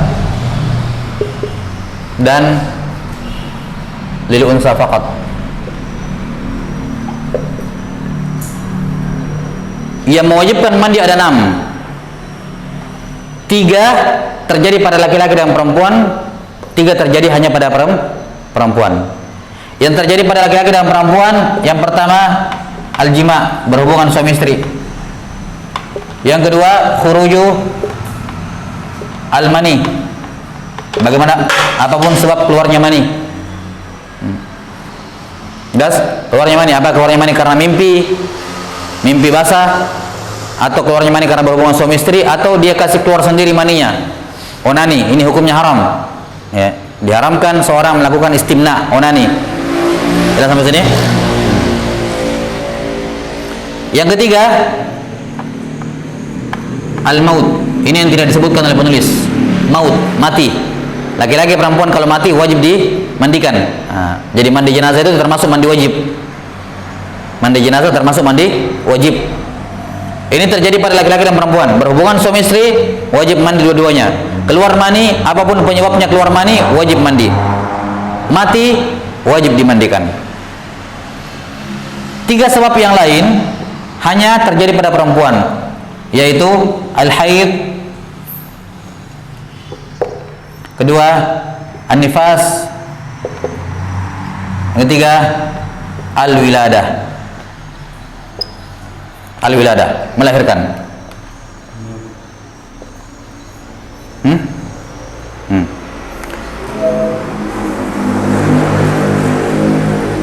Udah ya? Apa?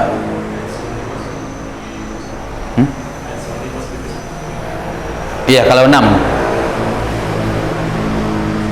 Iya. Beliau kan hitungnya berapa? Beliau hitungnya berapa? 5 kan? Yang pertama apa? Al-ilajil hasyafah fil farj, berhubungan suami istri. yang kedua khurujul mani, yang ketiga haid, yang keempat nifas, yang kelima wiladah. Sudah melahirkan. Baik, 5. Kita tambahkan 1 al-maut, mati. Ini hanya terjadi pada perempuan. Haid, suci dari haid wajib mandi. Suci dari nifas wajib mandi. Setelah melahirkan wajib mandi. Ya, ini kalau setelah melahirkannya tidak nifas ya. Kalau setelah melahirkan dia nifas, maka mandinya nanti setelah suci dari nifas. Sekaligus mandi setelah melahirkan dan mandi karena nifas.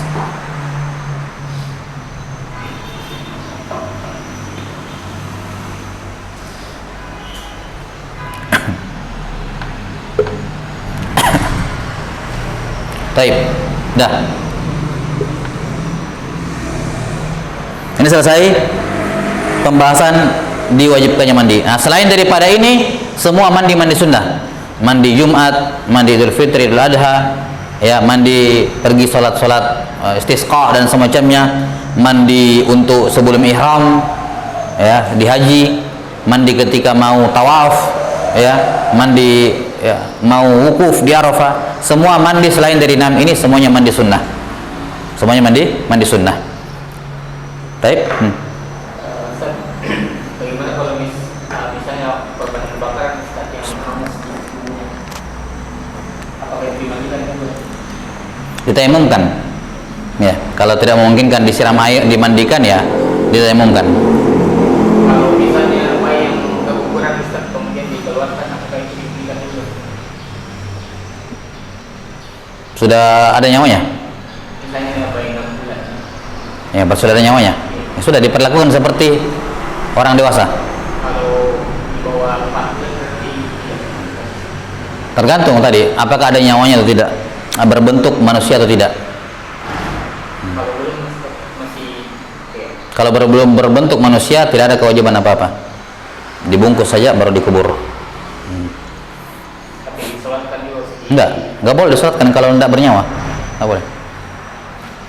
Kalau dia sudah berbentuk manusia, tapi belum ada nyawanya, maka tidak boleh disolatkan. Tidak boleh disolatkan. Jelas ya?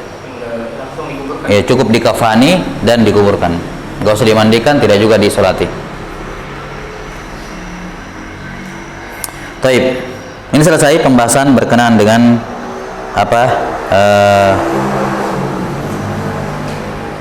Hal-hal yang mewajibkan mandi.